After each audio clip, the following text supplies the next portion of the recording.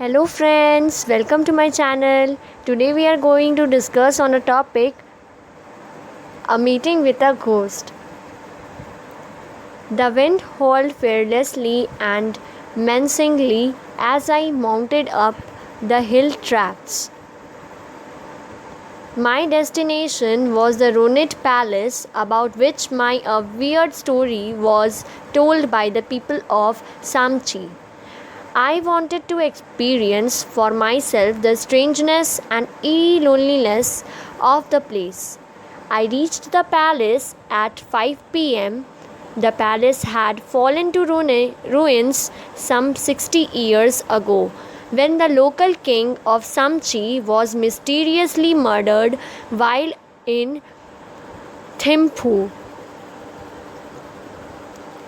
I went into a room which was comparatively comfortable. The roof and the walls were intact except with a few chinks in the tiles and cracks in the walls. I unpacked my baggage and had a cup of tea from the big Chinese flask I carried along with me. The November sun had already set and darkness descended on the hill like a murderous vulture. Chilly winds lashed the exterior of the palace, but being accustomed to lonely places and to howling winds, I felt no fear. My climb having been rather exhausting, I soon fell asleep. Did I hear screams in my sleep? Did I fear did I hear footsteps? I opened my eyes. I saw before me a man, tall, fair, and handsome, with a ceremonial sword belted to his waist. I was startled. I started at him with fear, but he looked at me gently and said, "Don't be afraid. I mean no harm." I mustered up courage and asked, "Are you also a curious visitor like me?" "No, exactly. I knew the place. I used to live here a long time ago," he said sadly. "But then why did you leave this place?" I asked, my heart pounding in my chest. The man looked at me with a calm dignity and then spoke. "I am a Tekpin Gurgon, the last king of Samchi.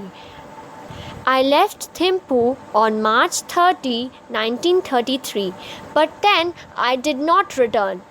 They thrust a sword through my heart and threw my body down the cracks into the mountain river. I am the king of this palace." The air froze and my hands became numb. I heard or thought I heard the sound of trumpets blaring, laughter of children, cries of women, and a wild scream drifting in the wailing wind. I watched the man. His whole body shook and shuddered.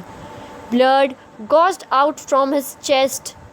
I moved close to help him. "Don't touch me. I am beyond all help," he said, and then he slowly staggered out, blood still dripping from his chest. The wind howled in hellish fury and a deadly hailstorm pounded the roof. I think I heard a piercing scream drafting in the wind and